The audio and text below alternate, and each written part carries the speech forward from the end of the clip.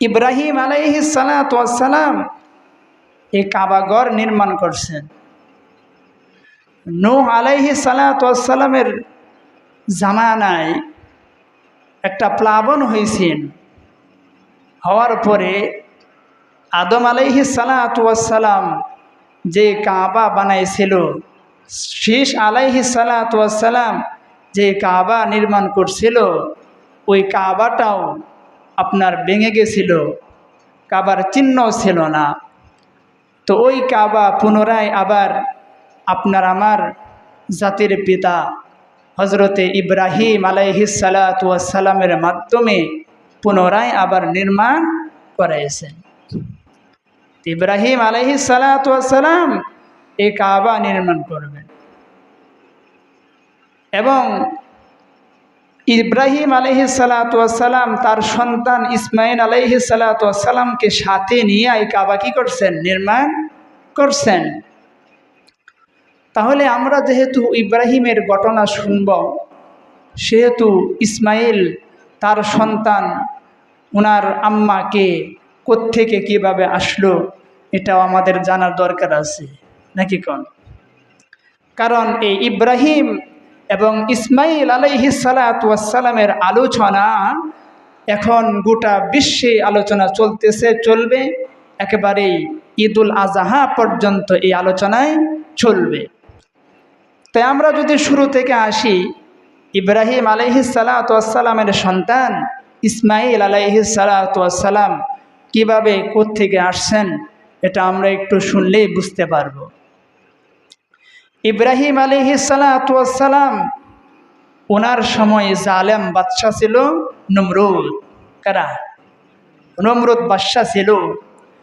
নমরুদ তিনি ইব্রাহিম আলাইহিস সালাতু ওয়াস সালামকে আগুনের কুণ্ডলের মধ্যেও নিক্ষেপ করছে। তো এমন অবস্থা হয়েছে, কোরআনের মধ্যে আল্লাহ তাআলা বলে দিয়েছেন যে ইব্রাহিম আলাইহিস সালাতু ওয়াস সালামের জন্য এত বড় আগুনের কুণ্ডলী, যে আগুনের দ্বারে কাছে নমরুদের চেলা ফেলা, তার রাজপ্রাসাদের লোকেরা পর্যন্ত যাইতে পারে না, ওই আগুনের মধ্যে ইব্রাহিম আলাইহিস সালাতু ওয়াস সালামকে নিক্ষেপ করা হয়েছে।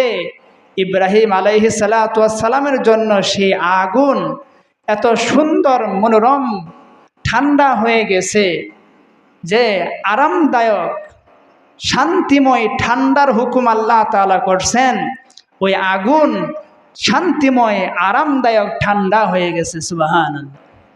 ইব্রাহিম আলাইহিস সালাতু ওয়াস সালাম ওই আগুনের কুণ্ডলী থেকে তসবিহ হাতে নিয়ে ইব্রাহিম আলাইহিস সালাতু ওয়াস সালাম হেঁটে হেঁটে আগুন থেকে বের হয়ে আসছে। বলেন সুবহানাল্লাহ।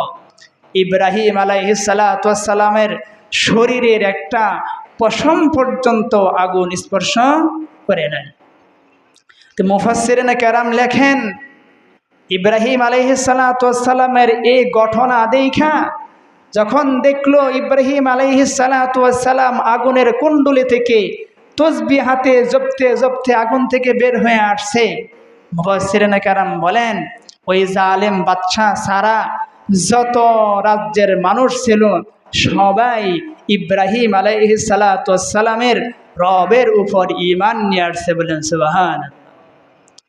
যখন এমন ঘটনা দেখছে তখন কি ইব্রাহিম আলাইহিস সালাতু ওয়াস সালামের বের হয়ে লা ইলাহা ইল্লাল্লাহর দাওয়াত দেওয়ার আর দরকার আছে?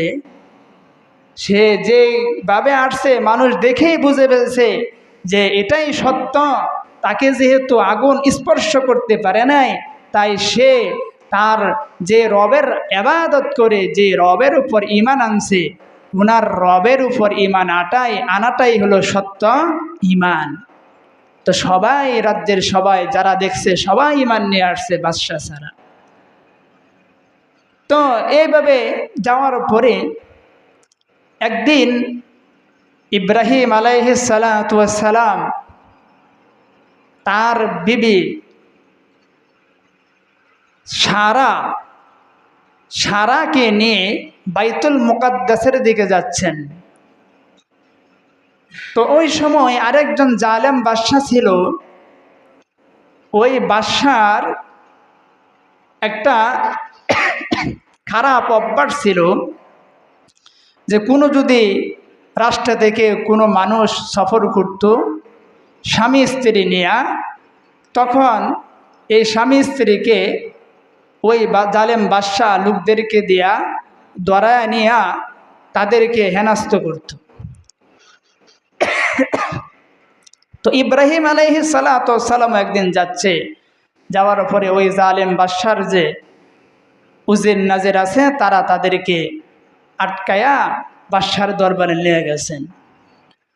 তো ইব্রাহিম আলাইহিস সালাতু ওয়াস সালামও জানেন, আল্লাহ তাআলা উনাকে জানায়া দিয়েছেন, কারণ নবীরা কিন্তু গায়েব জানে না। গায়েব জানে?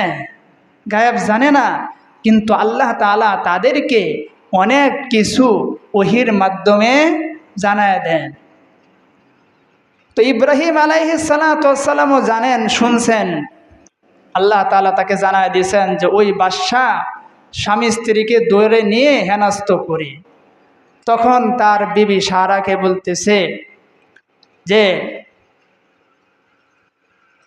আমরা বাদশার কাছে এমন পরিচয় দিব, কারণ হাদিসের মধ্যেও আছে আল মুসলিম আখুল মুসলিম, মুসলমান মুসলমানের ভাই। তো বলতেছে বাদশা যখন জিজ্ঞাসা করবে আমি তখন বাদশাকে বলবো তুমি আমার বোন, আর তোমাকে জিজ্ঞাসা করলে তুমিও বলবা আমি তোমার ভাই। তো বাদশা জিজ্ঞাসা করছে, করার পরে বলে যে আমরা ভাই বোন। তো বাদশা, জালেম বাদশা, তো তার মনের অবস্থা পাল্টিতে সময় লাগে না।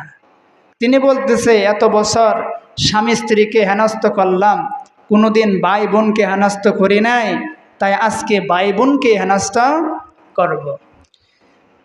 ওই বাদশাহ ওনার স্ত্রীকে, ইব্রাহিম আলাইহিস সালাতু ওয়াস সালামের স্ত্রীকে বাদশার কাছে ডেকে নিয়েছেন।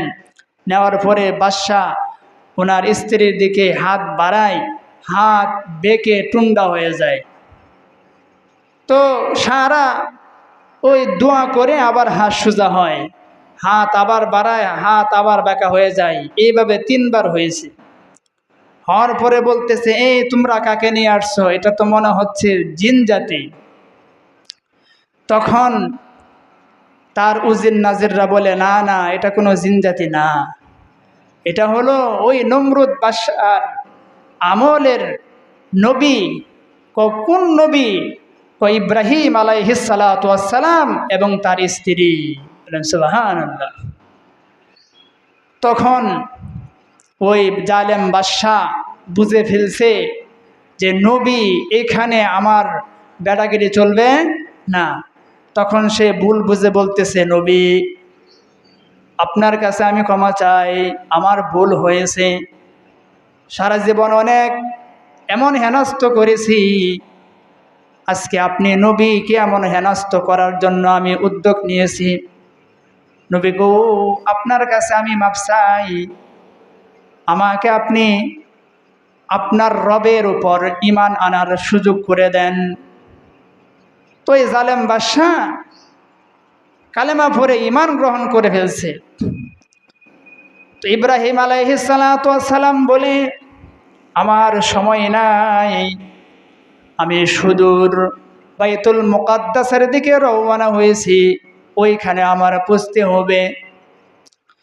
ওই বাদশাহ তখন বলে যে নবী আপনি যাবেন ঠিক আছে, তবে আপনার কাছে আমার একটা আরজি, আমার ঘরের মধ্যে একটা কন্যা সন্তান আছে, এই কন্যা সন্তানকে আপনার কাছে আমি দিয়ে দিতেছি। এই কন্যা সন্তানকে আপনি বাদী হিসাবে আপনার কাজ কাম করাইবেন, অর্থাৎ এই কন্যা সন্তানকে আপনার কাছে বিবাহ দিয়ে দিলাম, আপনি আমার এই কন্যা সন্তানটাকে নিয়ে নেন।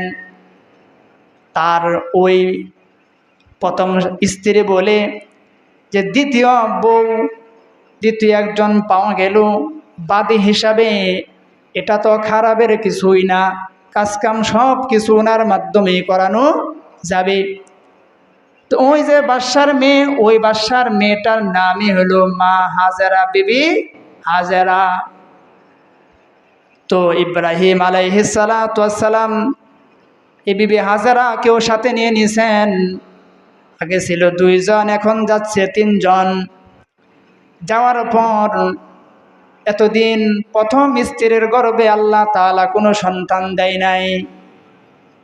বিবি হাজেরা আলাইহিস সালাতু ওয়াস সালামকে নেওয়ার পরেই আল্লাহ তাআলা তার গর্ভে একজন সন্তান পাঠাইলেন। সেই সন্তানটাই হলো ইসমাঈল আলাইহিস সালাতু ওয়াস সালাম।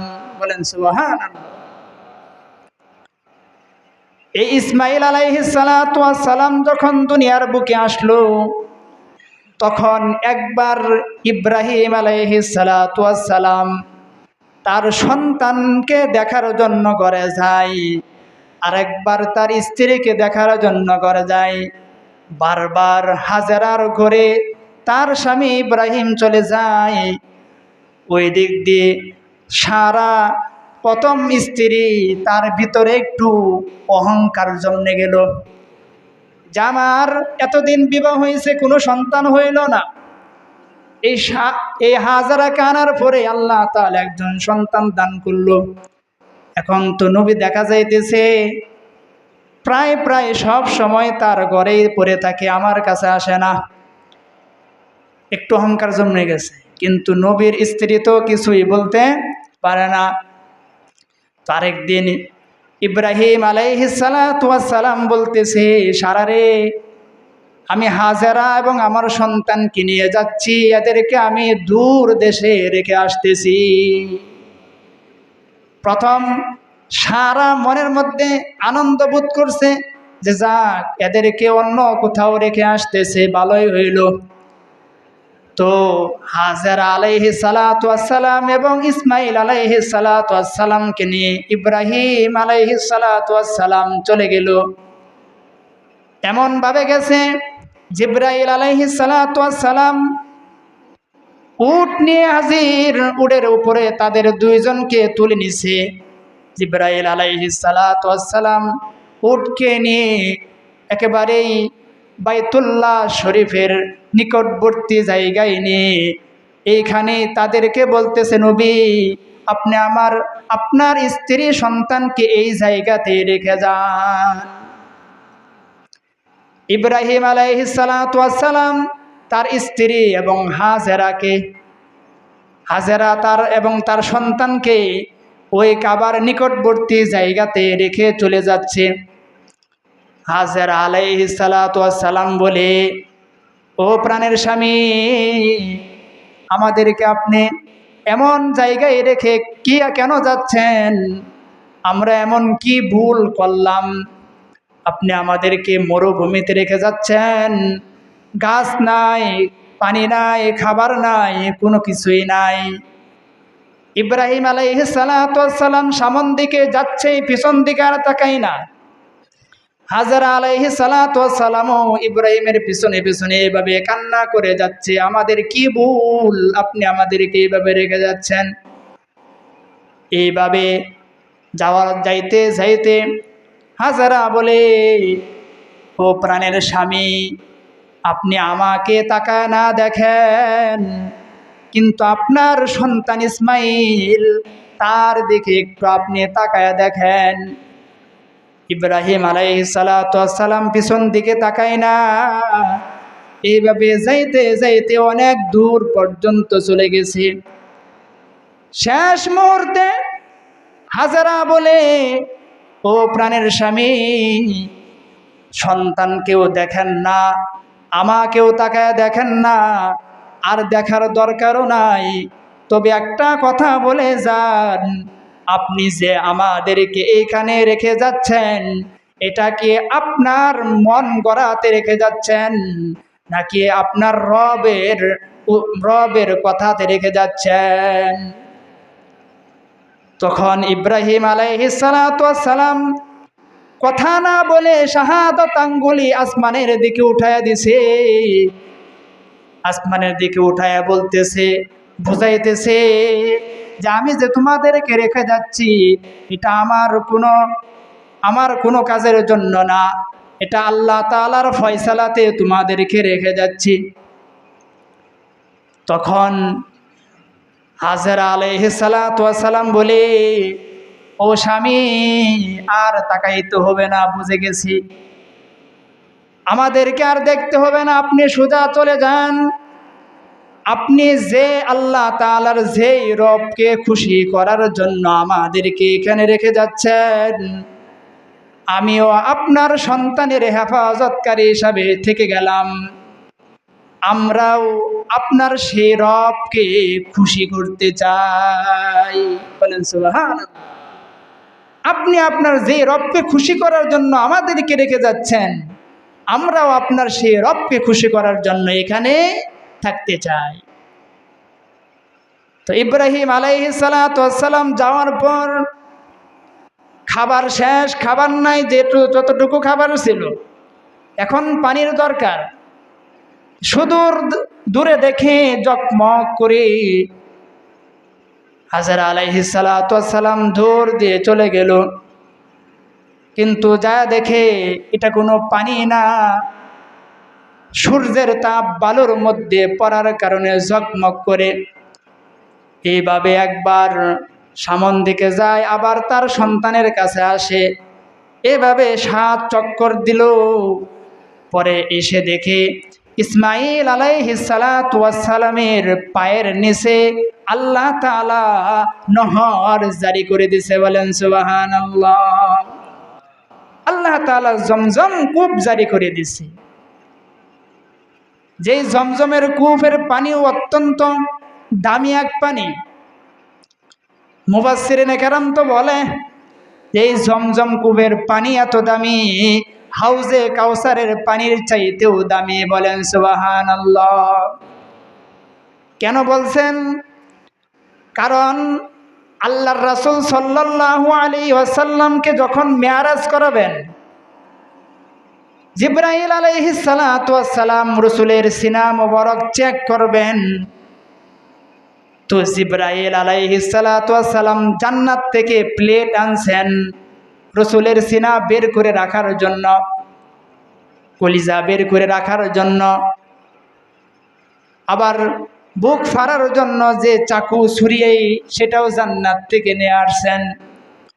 অর্থাৎ সমস্ত আসবাবপত্র জান্নাত থেকে নিয়ে আসছেন, কিন্তু জিবরাইল পানি নিয়ে আনেন নাই, পানি আনেন নাই। যখন রাসূলের সিনাটা বের করে ওই পাত্রের মধ্যে রাখছেন, তখন ওই জমজম কূপের পানি দ্বারাই রাসূলের কলিজাটা ধুয়ে সাফ করে দিয়েছেন। সুবহানাল্লাহ। এই জন্য বলা হয়েছে জমজম কূপের পানি হাউজে কাউসারের পানির চাইতেও দামি। সুবহানাল্লাহ। কারণ এত হাজার হাজার বছর আগে যেই নহর জারি হয়েছে, এখন পর্যন্ত এবং কিয়ামত পর্যন্তই বড় বড় মোটরের সাহায্যে এই ঝমঝম কূপের পানি তোলা হচ্ছে, কিন্তু কোনোদিন আজ পর্যন্ত কেন কিয়ামত পর্যন্ত সেই ঝমঝম কূপের পানি শেষ করতে পারবে না। সুবহানাল্লাহ। এই জন্যই তো আল্লাহ তাআলা বলছেন ফিহি আয়াতুম বাইয়িনাত, আমি এই কাবা ঘরের চতুর্দিকে আমার অনেক নিদর্শন আমি জারি করে দিয়েছি। তো ইব্রাহিম আলাইহিস সালাতু ওয়াস সালাম ওই ইসমাইল আলাইহিস সালাতু ওয়াস সালামকে নিয়ে কাবা ঘর নির্মাণ করবেন। আল্লাহর রাসূল ইব্রাহিম আলাইহিস সালাতু ওয়াস সালাম এবং তার সন্তান ইসমাইল আলাইহিস সালাতু ওয়াস সালামকে জিবরাইল এই কাবার কাছে নিয়ে আসছে, কাবা ঘর নির্মাণ করাবেন। যেই জায়গায় কাবা, ওইখানে এনে বলতেছে আপনি এই জায়গাতে খনন করেন। খনন করার পরে দেখে বাবা আদম আলাইহিস সালাতু ওয়াস সালাম যে ইটের মাধ্যমে কাবা ঘর নির্মাণ করছিলেন, নিচের জায়গাটা ঠিক তেমনই রয়ে গেছে। বলেন সুবহানাল্লাহ।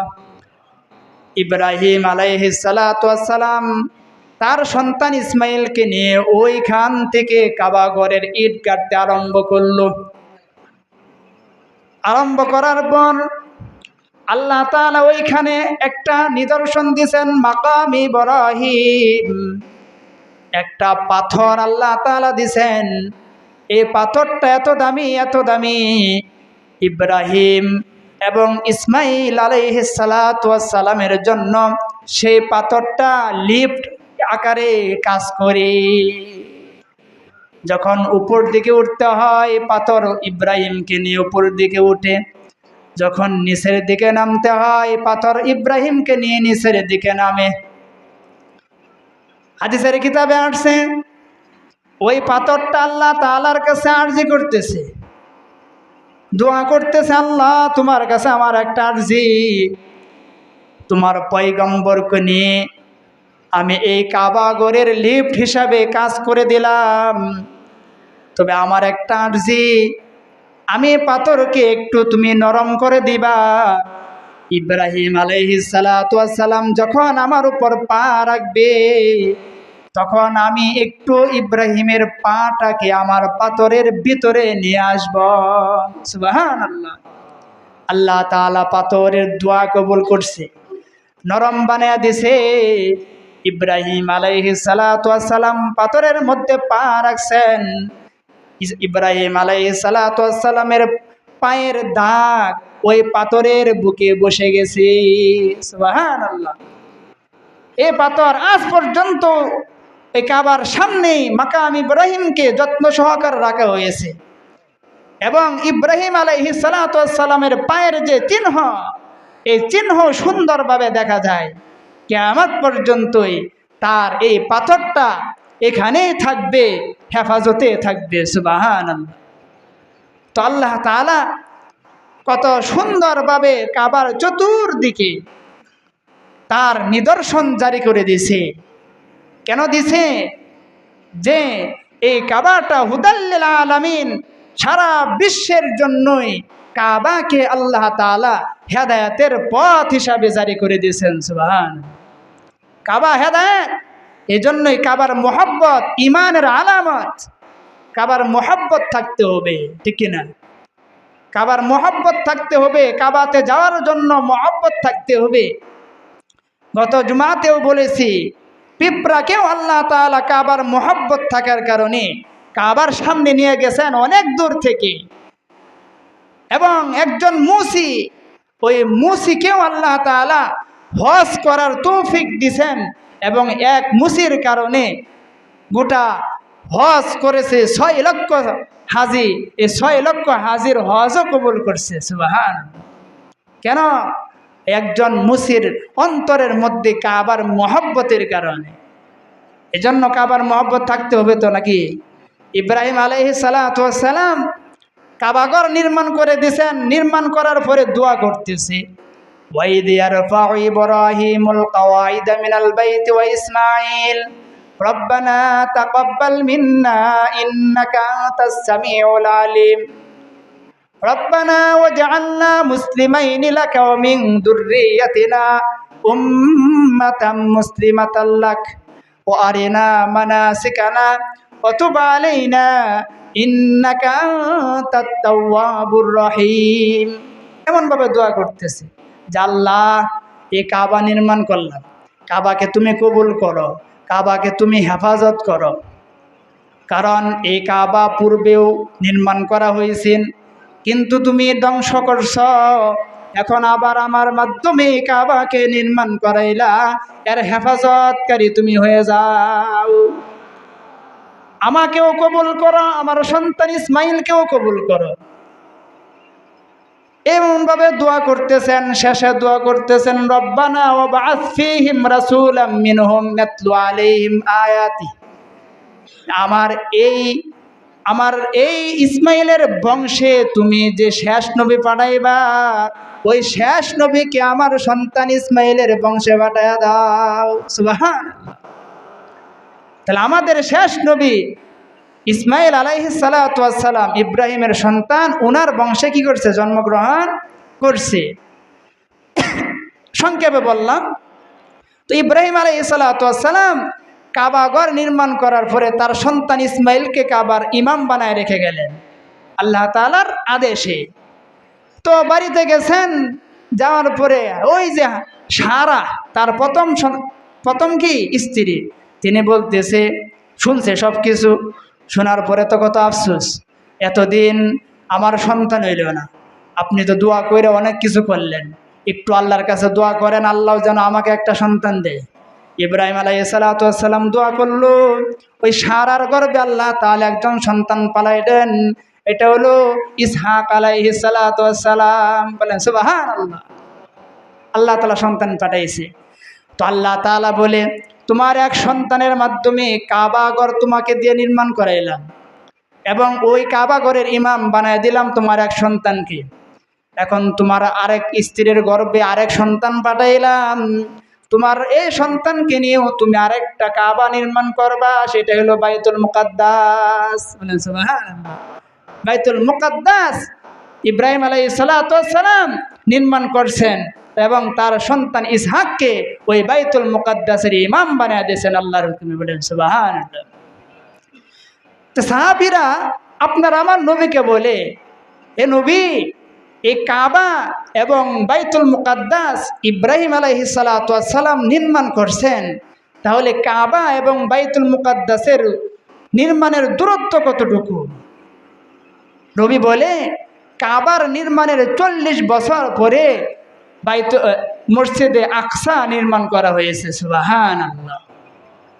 তাহলে এটাই বোঝাচ্ছে যে কাবা এটা হলো মুসলমানের কাবা, বাইতুল মুকাদ্দাস এটা হলো মুসলমানের মসজিদ, ঠিক কিনা?